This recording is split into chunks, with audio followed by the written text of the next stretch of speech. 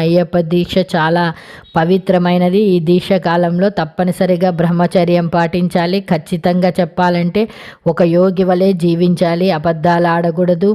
ఇతరులను దూషించడము, పరుష పదాలను వాడటం చేయకూడదు. ఇతరులను మోసం చేయడం మహాపాపము. ఈ దీక్ష సమయంలో నిత్యము స్వామి చింతనలో ఉంటూ శరణమయ్యప్ప అని పఠించాలి.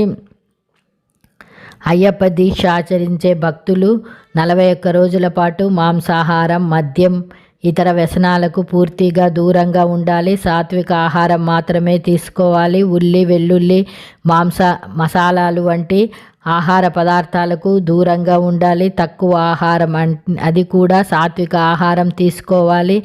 దీక్ష సమయంలో మీ శక్తి మేరకు కనీసం 5 మంది అయ్యప్ప స్వాములకైనా భిక్ష పెట్టాలి. నలుపు రంగు వస్త్రాలను మాత్రమే ధరించాలి. ప్రతిరోజు ఉతికిన